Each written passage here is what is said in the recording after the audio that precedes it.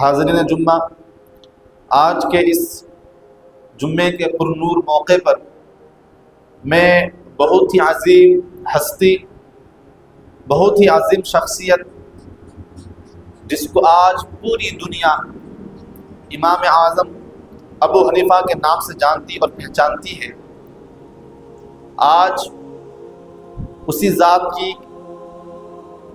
عظمت و فضیلت پر کچھ معروضہ حضرات کے سامنے پیش کرنے کی سعادت حاصل کرنا چاہتا ہوں۔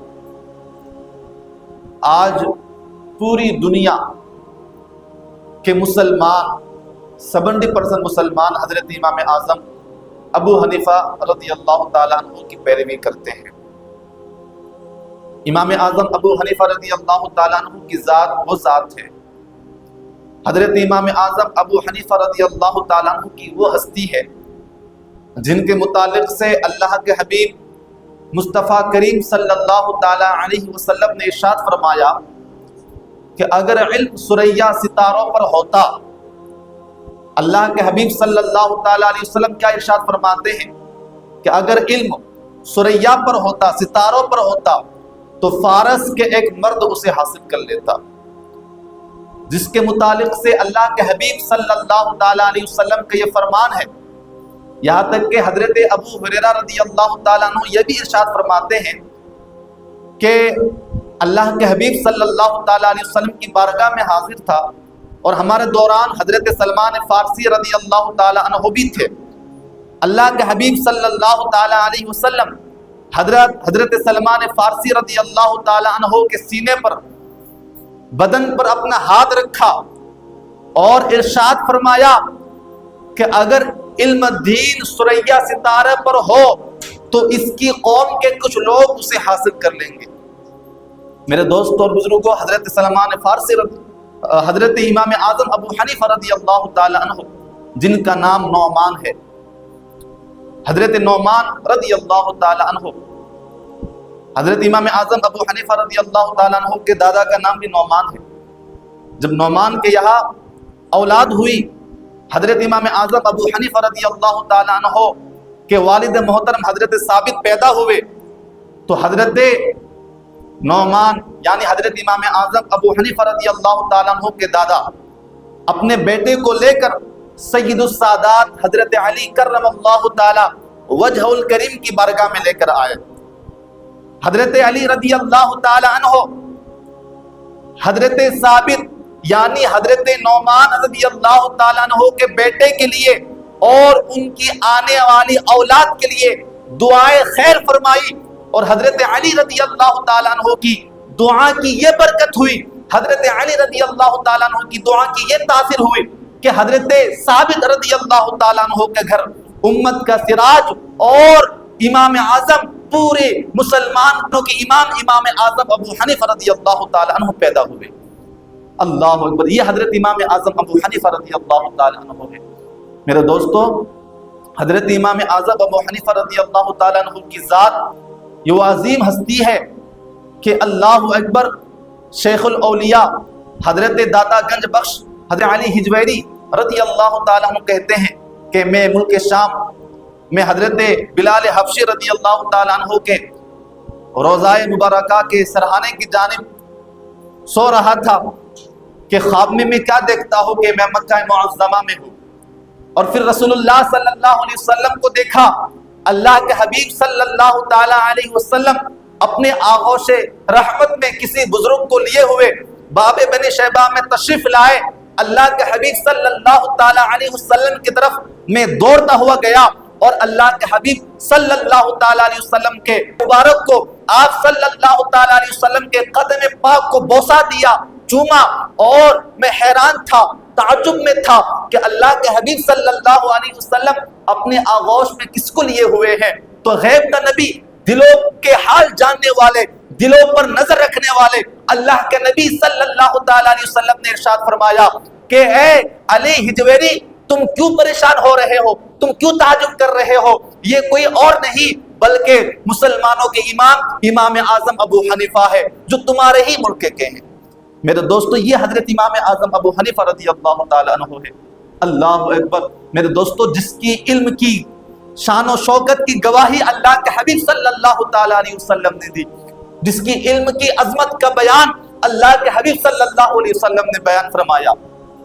میرے دوستوں اور بزرگوں، حضرت امام اعظم ابو حنیفہ رضی اللہ تعالیٰ عنہ یہ وہ عظیم ہستی ہے کہ جن کے متعلق سے حضرت امام شافعی رضی اللہ تعالیٰ عنہ کہتے ہیں کہ میں حضرت امام مالک سے پوچھا، ان سے دریافت کیا کہ آپ امام اعظم ابو حنیفہ کو دیکھا ہے تو آپ حضرت امام اعظم ابو حنیفہ کے بارے میں کچھ بتائیے۔ تو حضرت امام مالک کہتے ہیں، مسئلے کے مالیہ کے امام، وہ کہتے ہیں کہ حضرت امام اعظم ابو حنیفہ رضی اللہ تعالی عنہ اگر کسی عام پتھر کو سونا ثابت کرنے پر اتر آتے تو حضرت امام اعظم ابو حنیفہ اپنی دلیلوں سے عام پتھر کو سونا ثابت کر دیتے۔ یہ حضرت امام اعظم ابو حنیفہ رضی اللہ عنہ کی ذات ہے۔ اور پھر حضرت امام شافعی کہتے ہیں کہ میں حضرت امام اعظم ابو حنیفہ رضی اللہ تعالیٰ عنہ کی بارگاہ سے برکت حاصل کرتا۔ حضرت امام شافعی رضی اللہ تعالیٰ عنہ، اللہ اکبر، جو خود مجتہد ہے، وہ کہتے ہیں کہ جب کوئی مسئلہ درپیش ہوتا، کوئی حاجت درپیش ہوتی تو میں حضرت امام اعظم ابو حنیفہ کی بارگاہ میں ان کے قبر انور کے پاس حاضر ہوتا اور وہاں 2 رکعت نفل ادا کرتا۔ اللہ اکبر، پھر حضرت امام اعظم ابو حنیفہ رضی اللہ تعالیٰ عنہ کے وسیلے سے اللہ تعالیٰ کی بارگاہ میں دعا کرتا تو اللہ رب العزت میری حاجت کو پوری فرما دیتا۔ اللہ اکبر، اب اس سے اندازہ لگا سکتے ہیں کہ حضرت امام اعظم ابو حنیفہ رضی اللہ عنہ کی ذات کیا ہے۔ حضرت علامہ ابن حجر مکی کہتے ہیں کہ جب حضرت امام شافعی رضی اللہ تعالیٰ عنہ امام اعظم ابو حنیفہ رضی اللہ تعالیٰ عنہ کی بارگاہ میں حاضر دیتے اور وہاں 2 رکعت نفل ادا کرتے تو رفع یدین نہیں کرتے تھے۔ کسی دیکھنے والے نے دیکھا اور پوچھا کہ آپ یہاں آنے کے بعد اپنے مسلک اور اپنے مذہب پر، اپنی تحقیق پر عمل کیوں نہیں کرتے؟ تو حضرت امام شافعی کہتے ہیں کہ ادب کی وجہ سے مجھے یہاں اپنے تحقیق پر عمل کرتے ہوئے شرم آتی ہے کہ میں اتنے بڑے امام کے پاس، اتنے بڑے امام کی بارگاہ میں آ کر اپنی تحقیق پر عمل کروں۔ یہ حضرت امام اعظم ابو حنیفہ ہے جس کے بارے میں امام شافعی کہتے ہیں کہ فقہ حاصل کرنے میں سب کے سب، تمام کے تمام لوگ حضرت امام اعظم ابو حنیفہ رضی اللہ تعالیٰ عنہ کے عیال ہیں۔ میرے دوستو، حضرت امام مالک رضی اللہ تعالیٰ عنہ اور ادھر حضرت امام احمد بن حنبل رضی اللہ تعالیٰ عنہ کہتے ہیں کہ حضرت امام اعظم ابو حنیفہ رضی اللہ تعالیٰ عنہ علم، تقوی اور دنیا سے بے رغبتی اور داغر آخرت سے دلچسپی کے اس مقام پر فائز تھے کہ کوئی بھی شخص اس مقام پر نہیں پہنچ سکا۔ اللہ اکبر میرے دوستو، حضرت امام اعظم ابو حنیفہ رضی اللہ تعالیٰ عنہ علم کے ساتھ تقوی اور پرہیزگاری کے اس مقام پر فائز تھے کہ تینوں ائمہ نے آپ کی شان و شوکت کا خطبہ پڑھا، آپ کی تعریف و توصیف بیان کی ہے۔ اللہ اکبر میرے دوستو، یہ حضرت امام اعظم ابو حنیفہ رضی اللہ عنہ کی ذات ہے۔ حضرت امام اعظم ابو حنیفہ رضی اللہ تعالیٰ عنہ 40 سال تک عشاء کی وضو سے نماز فجر ادا کی ہے، اور جس جگہ آپ کا وصال ہوا حضرت امام اعظم ابو حنیفہ رضی اللہ تعالیٰ عنہ جس جگہ وصال فرمائے اس جگہ آپ نے 7000 مرتبہ ختم قرآن فرمایا۔ یہ سننے میں بہت آسان لگتا ہے، 7000 مرتبہ، اللہ اکبر۔ اور حضرت ابن حجر مکی رحمۃ اللہ تعالیٰ علیہ یہ بھی کہتے ہیں کہ حضرت امام اعظم ابو حنیفہ رضی اللہ تعالیٰ عنہ 1 رکعت میں پورا قرآن پاک کی تلاوت فرما دیتے، اور آپ کے شاگرد خاص حضرت عبداللہ بن مبارک کہتے ہیں کہ میرے استاد محترم جب اللہ کے خوف سے روتے، خوف الہی سے روتے تو اس قدر روتے کہ دیکھنے والے کو آپ پر رحم آ جاتا۔ یہ حضرت امام اعظم ابو حنیفہ ہے۔ اللہ اکبر میرے دوستو، تقوی کے اس منزل پر فائز تھے کہ جب آپ اللہ کے عبادت کے لیے کھڑے ہوتے تو دیکھنے والے آپ کو درخت یا ستون سمجھنے لگتا تھا۔ جب حضرت امام اعظم ابو حنیفہ رضی اللہ عنہ کا وصال ہوا نا تو آپ کے پڑوس میں ایک یہودی رہتا تھا۔ اس یہودی کی ایک بیٹی تھی وہ اپنے باپ کے پاس آیا اور آ کر کہنے لگا کہ ابا جان، پڑوس میں جو درخت نظر آتا تھا، جو درخت روزانہ مجھے نظر آتا تھا، اب وہ درخت نظر نہیں آتا۔ تو اس یہودی نے اپنے بیٹی سے کہا، بیٹی وہ کوئی درخت نہیں تھا، بلکہ وہ امام اعظم مسلمانوں کے امام تھے، جو رات بھر کھڑے ہو کر اللہ رب العزت کی عبادت میں گزارتے تھے، اب ان کا وصال ہو گیا۔ اب ذرا اس سے اندازہ لگا سکتے ہیں کہ حضرت امام اعظم ابو حنیفہ رضی اللہ تعالی عنہ کس قدر تقوی اور پرہیزگاری کے منزل پر فائز تھے۔ اللہ اکبر۔ میرے دوستوں اور بزرگوں، حضرت امام اعظم ابو حنیفہ رضی اللہ تعالی عنہ بہت بڑے عالم کے ساتھ ساتھ حضرت امام اعظم ابو حنیفہ رضی اللہ تعالی عنہ بہت بڑے تاجر بھی تھے۔ حضرت امام اعظم ابو حنیفہ رضی اللہ تعالیٰ عنہ بہت بڑے تاجر تھے۔ حضرت امام اعظم کپڑے کا کاروبار کرتے تھے۔ ایک عورت آپ کے پاس، آپ کے شہر میں کپڑا بیچنے کے لیے لائی۔ حضرت امام اعظم ابو حنیفہ رضی اللہ تعالیٰ عنہ نے پوچھا کہ کپڑے کی قیمت کیا ہے؟ عورت نے کہا کہ 100 روپیہ۔ حضرت امام اعظم ابو حنیفہ کہتے ہیں کہ کپڑے کی قیمت تم کم لگا رہی ہو، کپڑے کی قیمت زیادہ ہے۔ وہ عورت بڑھاتی رہی یہاں تک کہ 400 روپیہ بتائی۔ حضرت امام اعظم فرماتے ہیں کہ اب بھی اس کپڑے کی قیمت کم لگا رہی ہو، اس کپڑے کی قیمت زیادہ ہے۔ حضرت امام اعظم کہتے ہیں کہ تم کسی مرد کو بلاؤ تاکہ وہ بھاؤ لگائے۔ وہ عورت جاتی ہے اور ایک مرد کو بلاتی ہے۔ تو حضرت امام اعظم ابو حنیفہ رضی اللہ تعالیٰ عنہ اس کپڑے کو 500 روپیہ میں خریدتے ہیں۔ اللہ اکبر۔ یہ ہے اللہ والے کہ جو ہر مقام پر اللہ تعالیٰ سے ڈرتے ہیں اور اللہ کے بندوں کا، اللہ تبارک تعالیٰ کے بندوں کا بھلائی سوچتے ہیں۔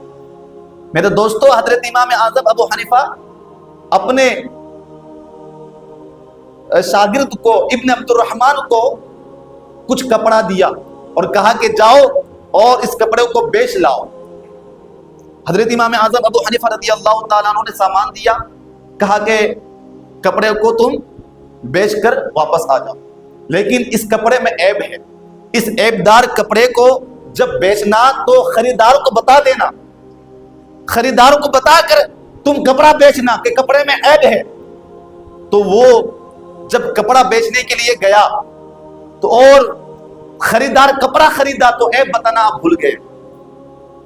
بعد میں حضرت امام اعظم ابو حنیفہ رضی اللہ تعالیٰ عنہ کو پتا چلا کہ کپڑے کو اس نے بغیر عیب کے بتا کر بیچ دیا، تو حضرت امام اعظم ابو حنیفہ رضی اللہ تعالیٰ عنہ نے کہا کہ وہ شخص کہاں رہتا ہے مجھے بتاؤ۔ پتہ لگایا گیا، لیکن وہ شخص کہاں رہتا ہے، کہاں سے آیا ہے معلوم نہ چلا۔ تو اس دن جتنے روپے کی تجارت ہوئی تھی، بتایا جاتا ہے کہ 30,000 رقم کی تجارت ہوئی تھی۔ تو حضرت امام اعظم ابو حنیفہ رضی اللہ تعالیٰ عنہ نے وہ 30,000 رقم غریبوں، فقیروں اور یتیموں پر تقسیم کر دیتے ہیں۔ یہ حضرت امام اعظم ابو حنیفہ رضی اللہ تعالیٰ عنہ ہے، جو علم کے ساتھ ساتھ تقوی اور پرہیزگاری کے اس مقام پر فائز تھے کہ ہر مقام پر اللہ تعالیٰ سے ڈرتے تھے، ہر مقام پر اللہ تعالیٰ کا خوف رکھتے تھے۔ میرے دوستوں اور بزرگوں، حضرت امام اعظم ابو حنیفہ رضی اللہ تعالیٰ عنہ کی علم کی شہرت جب پھیلی اور آپ کے علم اور عظمت کا ڈنکا چاروں طرف پھیلا، تو آپ کے طرفین پیدا ہو گئے، حاسدین پیدا ہو گئے۔ اور جب بھی یہ دستور ہے کہ جب بھی کوئی شخص ترقی کرتا ہے، عروج حاصل کرتا ہے، کسی کو مقام ملتا ہے، تو حاسدین پیدا ہو جاتے ہیں، مخالفین پیدا ہو جاتے ہیں۔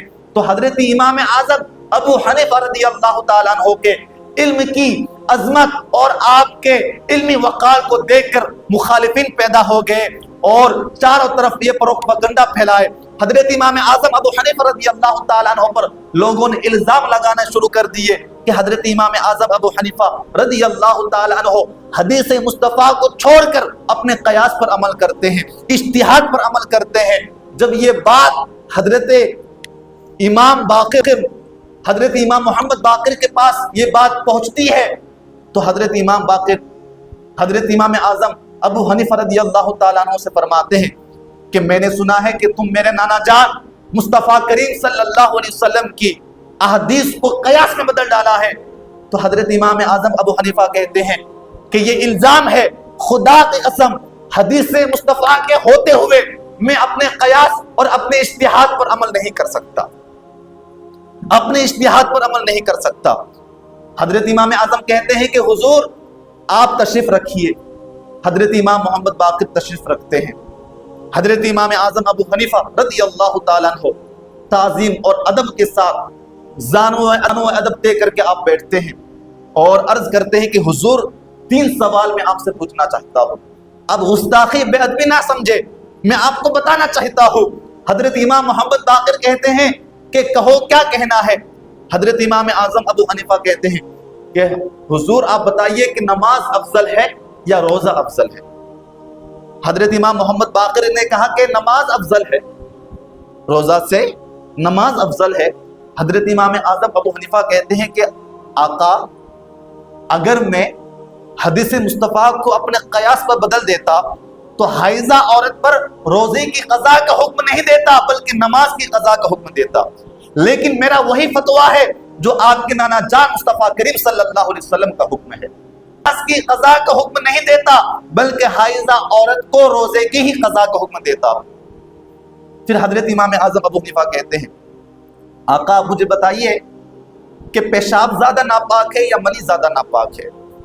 تو حضرت امام محمد باقر کہتے ہیں کہ پیشاب زیادہ ناپاک ہے۔ تو حضرت امام اعظم ابو حنیفہ کیا کہتے ہیں، کیا فرماتے ہیں کہ آقا اگر میں حدیث مصطفیٰ کو چھوڑ کر اپنے قیاس پر عمل کرتا نا تو پیشاب کرنے پر میں غسل کا حکم دیتا اور منی آنے پر میں وضو کا حکم دیتا، لیکن نہیں، میں پیشاب کے آنے پر وضو کا حکم دیتا ہوں اور منی کے آنے پر غسل کا حکم دیتا ہوں، میرا وہی فتویٰ ہے جو آپ کی نانا جان مصطفیٰ کریم صلی اللہ علیہ وسلم کا حکم ہے۔ پھر عرض کرتے ہیں کہ حضور آپ مجھے بتائیے کہ عورت زیادہ کمزور ہے یا مرد زیادہ کمزور ہے؟ تو حضرت امام محمد باقر کیا فرماتے ہیں؟ حضرت امام محمد باقر کہتے ہیں کہ عورت زیادہ کمزور ہے۔ حضرت امام اعظم پوچھتے ہیں کہ وراثت میں عورت کا کیا حصہ ہے اور مرد کا کیا حصہ ہے؟ حضرت امام محمد باقر کہتے ہیں کہ وراثت میں عورت کے 1 حصہ، مرد کے 2 حصے ہیں۔ یہاں پر حضرت امام اعظم ابو حنیفہ رضی اللہ تعالیٰ عنہ کہتے ہیں کہ آقا سنیے، اگر میں مصطفیٰ کے حدیث کو چھوڑ کر اپنے آقا مصطفیٰ کریم صلی اللہ تعالیٰ علیہ وسلم کے فرمان کو چھوڑ کر اپنے قیاس کے مطابق عمل کرتا تو میں عورت کو 2 حصہ دیتا، مرد کو 1 حصہ دیتا، اس لیے کہ عورت کمزور ہے، لیکن میرا وہی فتویٰ ہے جو قرآن کا ہے، للذکر مثل حظ الانثیین، کہ مرد کے 2 حصے اور عورت کے 1 حصے ہیں۔ یہ سن کر حضرت امام محمد باقر آگے بڑھتے ہیں اور حضرت امام اعظم ابو حنیفہ رضی اللہ تعالی عنہ کو اپنے گلے سے لگاتے ہیں اور حضرت امام اعظم ابو حنیفہ رضی اللہ تعالیٰ عنہ کی پیشانیوں کو بوسہ دیتے ہیں۔ کیوں؟ وہ اس لیے کہ حضرت امام محمد باقر کو پتہ چل گیا، معلوم ہو گیا کہ حضرت امام اعظم ابو حنیفہ حدیث مصطفیٰ کے ہوتے ہوئے اپنے قیاس اور اپنی اجتہاد پر عمل نہیں کرتے بلکہ حدیث مصطفیٰ پر ہی عمل کرتے۔ یہ حضرت امام اعظم ابو حنیفہ رضی اللہ تعالیٰ عنہ کی ذات ہے۔ میرے دوستوں اور بزرگوں، آج غیر مقلدین پیدا ہو گئے، اہل حدیث پیدا ہو گئے جو اجتہاد اور قیاس اور کسی امام کی تقلید کرنے پر شرک کا فتویٰ لگاتے ہیں اور کہتے ہیں کہ اللہ کا کلام ہوتے ہوئے اور حدیث کے ہوتے ہوئے قیاس، اجتہاد اور تقلید کی کیا ضرورت ہے؟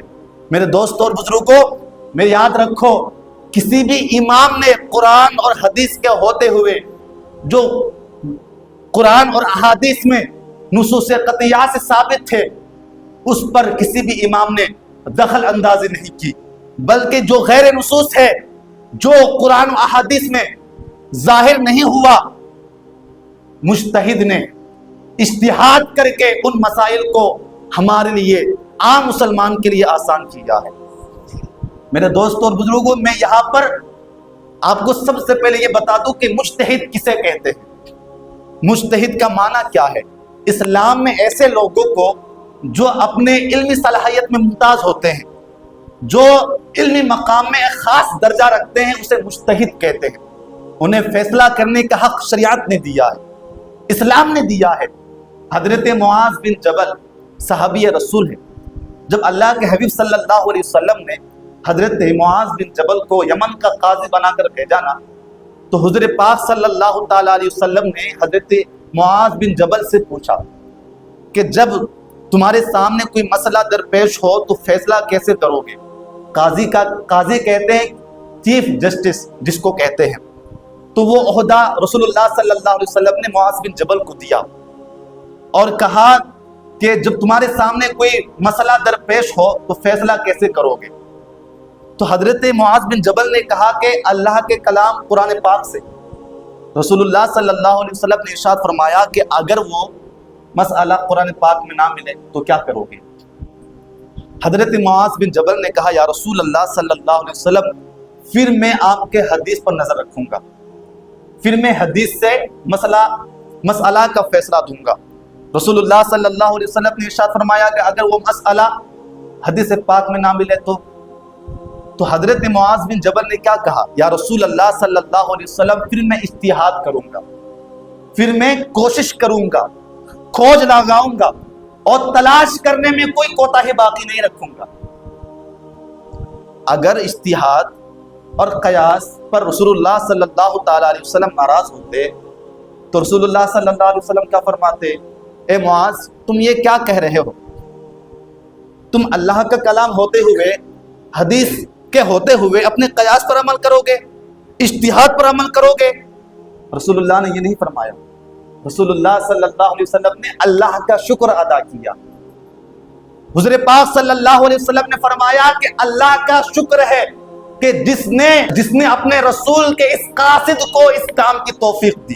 سبحان اللہ، جس سے اللہ کے رسول صلی اللہ علیہ وسلم راضی ہوا. میرے دوستوں اور بزرگوں، تو پتہ چلا، معلوم ہوا کہ جو مسئلہ قرآن و حدیث میں نہ ملے، اجتہاد کر کے وہ مسئلہ تم جو ہے وہ فیصلہ جو ہے اپنے اجتہاد اور اپنے قیاس کے مطابق دو. اس سے اللہ کے رسول صلی اللہ علیہ وسلم اپنی پسندیدگی کا اظہار فرمایا ہے. اللہ اکبر. میرے دوستوں اور بزرگوں، یہ اجتہاد اور یہ قیاس ہے جس کو حضرت امام اعظم ابو حنیفہ رضی اللہ تعالیٰ عنہ نے اختیار فرمایا ہے. میرے دوستوں، یہ مجتہد اپنی مرضی سے قرآن و احادیث سے کوئی فیصلہ نہیں کرتے، مسائل نہیں نکالتے. حضرت امام اعظم ابو حنیفہ رضی اللہ تعالیٰ عنہ قرآن و احادیث سے ہزاروں مسائل نکالے اور بڑے بڑے امام اور محدثین آپ نے پیدا کیے. حضرت امام ابو یوسف، حضرت امام محمد اور امام ظفر، حضرت عبداللہ بن مبارک جیسے بڑے بڑے فقہا، ائمہ اور محدثین پیدا ہوئے ہیں.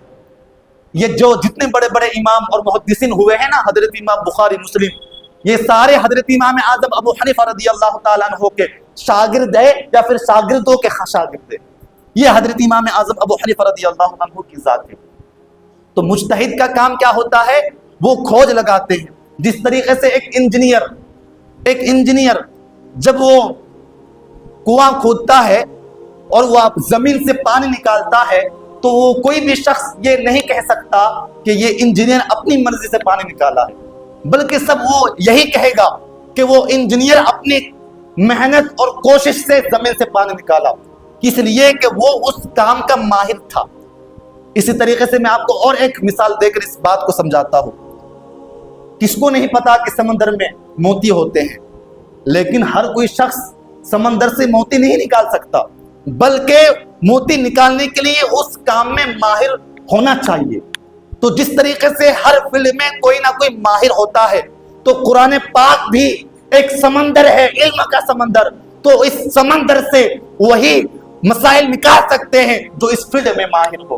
ہر ایرا غیرہ آ کر، ہر جو ہے انجینئر آ کر، یا پھر جو ہے کوئی دکان چلانے والا، کوئی ٹھیلا چلانے والا آ کر قرآن سے مسائل نہیں نکال سکتا، گمراہ ہو جائے گا. میرے دوستوں اور بزرگوں، اللہ کے حبیب صلی اللہ علیہ وسلم نے کیا ارشاد فرمایا؟ من یرید اللہ خیر یفقہہ فی الدین، کہ اللہ تبارک تعالیٰ جس کے ساتھ بھلائی چاہتا ہے، اللہ تبارک تعالیٰ اسے دین کا فقیہ بنا دیتا ہے، دین کا فقیہ بنا دیتا ہے. میرے دوستوں اور بزرگوں، اس مسئلے کو سمجھنے کی بہت ضرورت ہے. آج لوگ تقلید پر اعتراض کرتے ہیں. تقلید کسے کہتے ہیں؟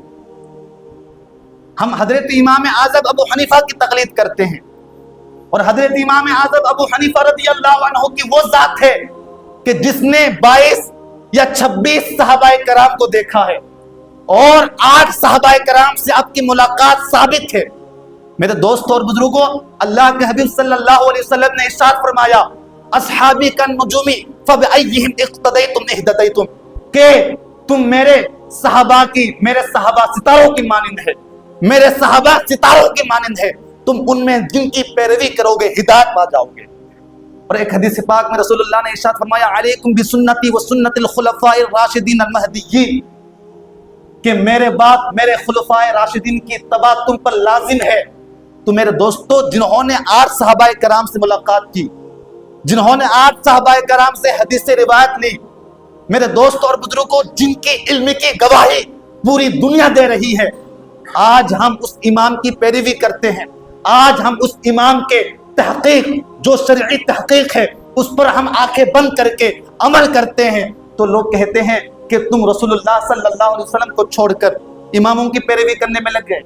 نعوذ باللہ من ذالک۔ میرے دوستوں اور بزرگوں، مقلد تقلید کہتے ہیں جو کسی کے قول و فعل کو بغیر دلیل کے حجت مان لے۔ ہم حضرت امام اعظم ابو حنیفہ رضی اللہ تعالیٰ عنہ کے شرعی تحقیق پر آنکھیں بند کر کے بغیر کسی دلیل کے ہم حق مانتے ہیں۔ ایک ہوتا ہے دلیل مانگنا، ایک ہوتا ہے دلیل کا نہ ہونا۔ ایسا نہیں کہ حضرت امام اعظم کے پاس دلیل نہیں ہے۔ میرے دوست اور بزرگوں، حضرت امام اعظم وہ عالم ہے، وہ اللہ اکبر علم کی اس منزل پر فائز ہے کہ جس کی گواہی رسول اللہ نے دی۔ العلم بثریا لتناولہ رجال من ابناء فارس، کہ اگر علم ثریا پر ہو تو فارس کا ایک مرد اسے حاصل کر لے گا۔ اس سے مراد حضرت امام اعظم ابو حنیفہ رضی اللہ عنہ ہے۔ تو میرے دوست اور بزرگ اس بات کو سمجھے، اور امام اعظم ابو حنیفہ جس کی آج ہم اور آپ پیروی کرتے ہیں، شرعی مسائل پر ہم جن کے پیچھے چلتے ہیں، اللہ اکبر، ان سے محبت کرو، اور کسی بھی امام کے بارے میں لعن طعن نہ کرو، کسی امام کے متعلق سے بے تکا جملہ استعمال نہ کرو۔ کیوں؟ اس لیے کہ یہ چاروں امام حق پر ہے۔ حضرت امام اعظم ابو حنیفہ، حضرت امام شافعی، حضرت امام احمد بن حنبل اور حضرت امام مالک رضی اللہ تعالیٰ عنہ، یہ سارے امام، چاروں امام حق پر ہے۔ تو ہم کو چاہیے کہ ہم جو ہے کسی ایرے غیرے سے دین نہ سیکھے، جو یہ کہے کہ خود قرآن پڑھو، خود حدیث پڑھو اور مسائل نکالو۔ اتنا آسان ہے کیا قرآن حدیث کو سمجھنا؟ اتنا آسان ہے کیا کہ خود پڑھ لے اور مسائل نکال لے؟ جس کو قرآن دیکھ کر پڑھنا نہیں آتا وہ کیا کرے گا؟ تو میرے دوست اور بزرگ اس بات کو سمجھے۔ اللہ